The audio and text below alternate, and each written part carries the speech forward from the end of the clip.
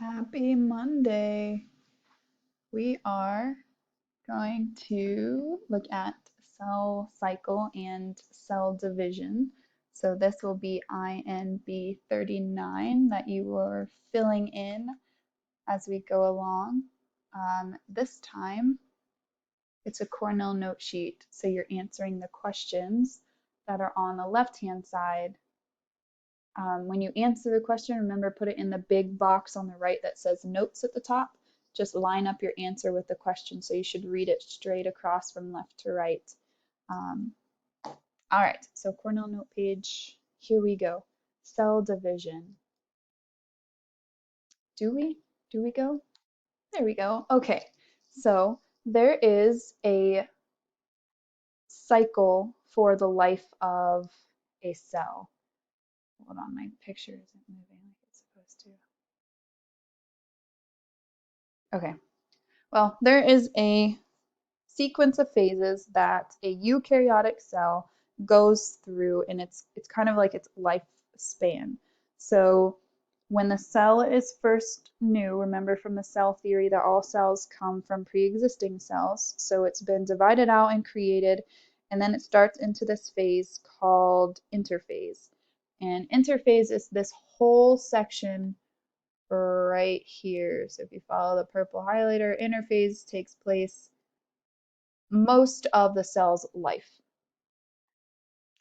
Interphase has three kind of stages as you go through, and we'll talk about them on the next slide, but G1, the S phase, and G2 phase, and each kind of has their own significant actions and purpose for the cell.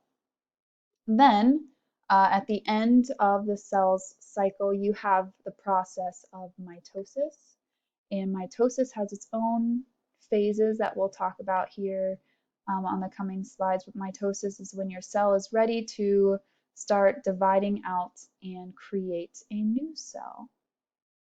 And we'll talk about that whole process. Okay, so we got interphase and then mitosis in the cell cycle. Again, interphase, most of the interphase, you've got your cell just kind of doing what it's doing, providing its job for whatever organism it is or the organism. And then we have the mitotic phase, which is mitosis. And here you can see the different phases. Actually pretty cool because you can see it actually happening in what kind of cell is this? It's like watching Dora the Explorer where I wait awkwardly for you not to shout an answer at me.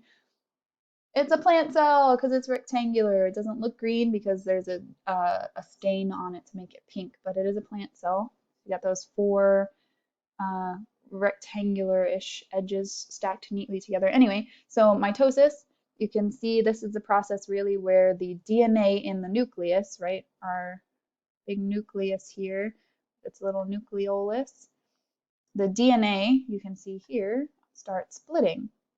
And they get pulled apart so that the cell can make two nuclei. And then the cell itself can start splitting into two new cells. So let's talk about interphase first. This is interphase up here at the top where your cell is just chilling, doing what it needs to do. 3 stages. The G1 phase is right after the cell has divided and split. So this is your brand new cell. It goes into the G1 phase, and this is all about growth and development. Kind of like when you are born, your cells and your body starts growing, changing, developing, and turning you into the person that you're going to be, right? So this is that kind of step for your cell. And a lot of what's happening here is protein being made. And protein is a very important factor in your cells. It's really what is made from your DNA and tells what everything needs to be doing. Remember, it's that lock and key system, the key sending the message and opening the correct doors, so what needs to be happening is happening. So this is really just your growth and development of your cell. Then the cell moves into S phase, also known as synthesis phase, and this is where the cell starts to replicate its DNA in the form of chromatin. So it kind of starts copying, it starts copying the DNA and storing it in this method of chromatin so that it has one copy to keep for itself and one copy to give to the new cell that it's going to split into. And then once that DNA has been copied, it goes into G2 phase where it starts prepping itself to split into a new cell. So first it preps the DNA and then it preps the rest of the cell by like copying organelles. So it might copy a Golgi body so that it has one for itself and one for the new cell. Mitosis is the actual physical process of the nucleus splitting and then the cell itself splitting into two new cells. So there are 4 phases in mitosis. There's prophase, metaphase, anaphase, and telophase. And this is a specific order that they go through. It's not just random. It starts with prophase. Each one has its own action that is happening during that phase. And we're going to look at each one of them in a little more detail. So first we've got prophase. Chromatin starts coiling together, and the nucleus and the nuclear membrane that surrounds it, remember the organelles have their own membrane, it starts to break down and disappear. So you can see in the picture the nucleus dissolving and breaking down. We start in that plant cell on the left-hand side over here, and you can kind of see the membrane around the outside, that darker circle.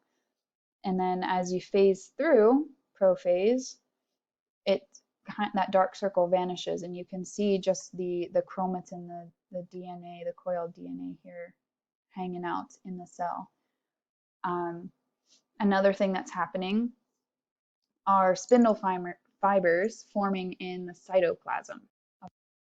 Spindle fibers are going to be tools. They're almost like fingers that pull at the DNA and pull half to one side of the cell and half to the other side. And we'll see that happening in just a few phases. Okay, so metaphase. So we had prophase, now we're on to metaphase. Metaphase is when the spindle fibers push or pull the chromosomes to the middle of the cell. So right now, the nucleus has broken down, and this dark section right in the middle are all of the chromatids or the DNA, the chromosomes. And the spindle fibers, you can see them right over here on each side. They kind of look like scratch marks.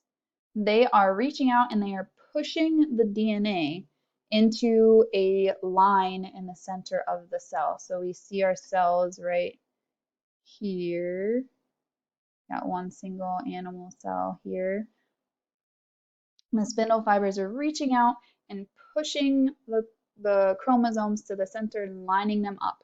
And the reason they're doing this is so that they can get them organized so that they are making the best ensurement that each new cell gets a copy of the DNA.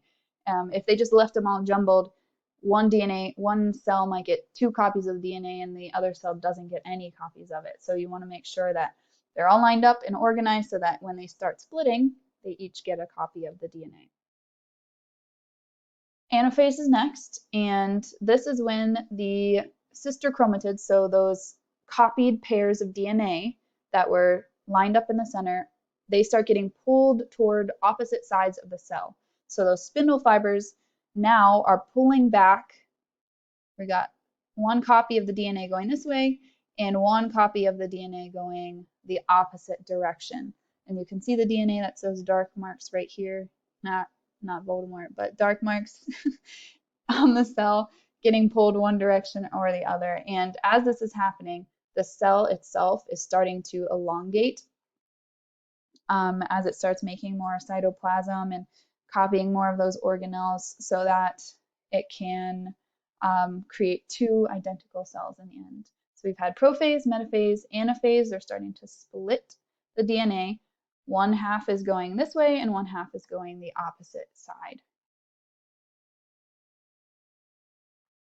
Telophase is the last, well, last of the phases, and the spindle fibers start breaking down. They did their job, they pushed them, organized the chromosomes, and then they pulled them apart, each to a separate side of the cell. Now, a nuclear membrane is going to start forming around those chromosomes. So you can kind of see it starting to form a nucleus for each of those. They had been pulled to separate sides of the cell. This is still one single cell, one plant cell, and you can see how much it's elongated when you look at it compared to a single cell down here who's not separating. So a nucleus starts forming around those chromosomes to protect it. And you can actually see right here, hopefully my mouse is highlighted, but you can see right here a thin line is forming because your cell is now going to start splitting into two. It's going to start pinching itself off so it makes two new cells. So telophase, spindle fibers are disappearing, a nucleus is forming around the DNA. Okay, so not one of the phases, but it is still part of the mitotic process where it's called cytokinesis. And again, breaking apart words, cyto meaning cell, kinesis meaning to move or have motion. So the cell is pinching itself off and splitting into two identical cells. So you've got, technically this is the original cell. You've got the two nuclei that have formed in the center, and you can see it kind of pinching down on that cytoplasm, faintly building a new cell membrane so that it eventually we've got two separate cells. The two cells that are created in the end are called the daughter cells. They're identical because the DNA was just copied and placed in the new cell, and it results from mitosis, right? That's splitting. So you start with the parent cell. This is the original, copies the DNA, splits it, goes through that whole phase of mitosis, and then it goes through cytokinesis to end up with two daughter cells. They're identical cells to the parent that it came from. All right. Now, I have a song, but I don't know if you're going to be able to hear it when it plays. We'll try it. If it doesn't, I don't know how I'm going to know. Maybe I'll just post it. I'll post it in Schoology so that you guys can listen to it. It's pretty good. The end part is the catchiest part, and I will tell you, it helps you remember the stages or the phases of mitosis in order because it's catchy and you get stuck in your brain. Oh, I really want to play it, but I'm not going to. Okay, moving on. That's the end.